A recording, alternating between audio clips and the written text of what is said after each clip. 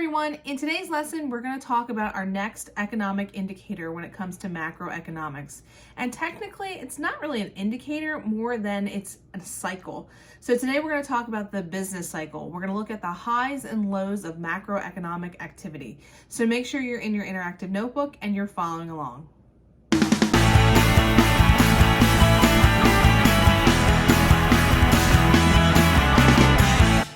All right, we're on page 4 of your interactive notebook. And again, we're talking about the business cycle today.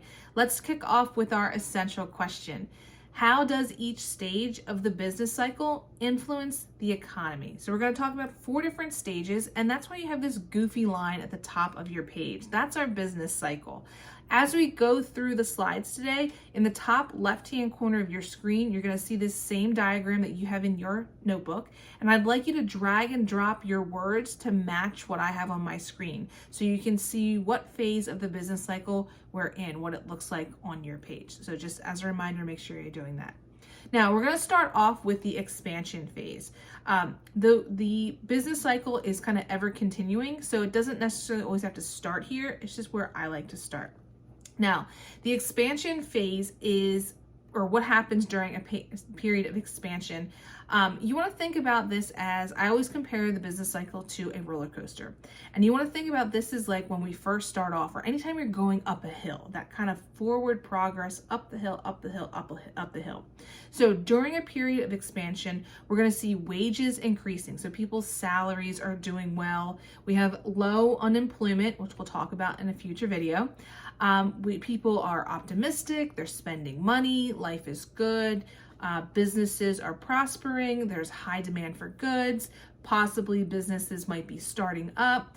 It's easy to get a bank loan if you need money for, say, a house or a car. And businesses, again, like I said, are going to make profits and stock prices are increasing. So life is good, businesses are doing well, consumers are doing well. Now, as the saying says, anything that goes up, well, it's going to come to a stop first, but must come down, but we'll get to the must come down. But there's going to be there's going to be a peak. You know, you don't just keep climbing up the roller coaster and going off and off and off. There's a top and there's a split second before you drop. Your peak is going to be exactly that. So during a peak, we're going to see that real GDP stops rising. So it's not necessarily a stop. It's just kind of like I guess it is a stop, but real GDP stops rising. The economy has reached its height of economic expansion, okay? And it's gonna lead us into the next phase, which is a contraction. Now, during a contraction, this is when the economy kind of goes into a decline. And we see that, or it's marked by a fall in real GDP. Now, you might be thinking to yourself, oh no, that's bad, like that's not good. Not necessarily. You want to think about a contraction as, you know, the economy slowing down. It generally does cause unemployment to rise. And again, it seems bad. As long as the business cycle keeps humming along, it's okay. I also like to compare, because again, think about your roller coaster. You don't want to just keep going down and down and down and down and down and down and down. There's going to be some point where you kind of dip and then go back up again.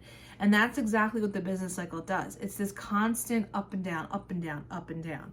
When we get stuck in a contraction, that's when we have a problem. We're going to talk about that in a few minutes. Now, just like there was a top point when we had expansion, there's going to be a bottom point to the contraction. So the bottom-most part of the business cycle is known as a trough. During a trough, the economy has bottomed out. Think about it, it's the opposite of a peak. It's the lowest point in economic contraction, and this is when real GDP stops falling, and then we start to turn the curve and go back up again. The business cycle, as I said, is just this constant up, peak, down, trough, up, this constant up and down like a wave motion. So you think cycle and you kind of think a circle. This one's more like a wavelength, up and down, up and down, up and down.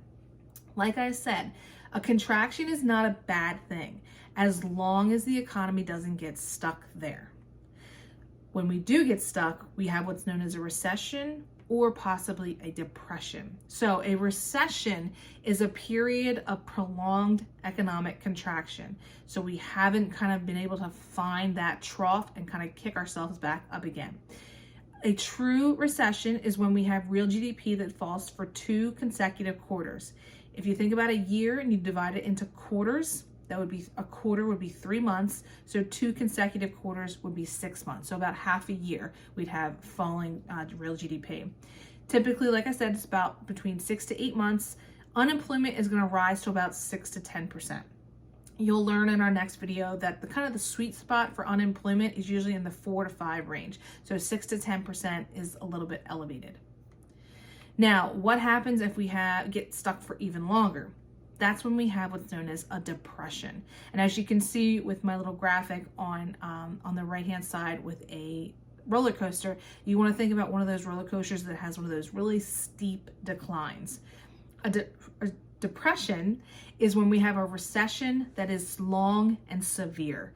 Very, very high unemployment, very low factory output. Luckily, we have not had a depression since the 1920s and 30s. We had what was known as the Great Depression. It lasted for 11 years, and the unemployment rate reached an all-time high of 25%.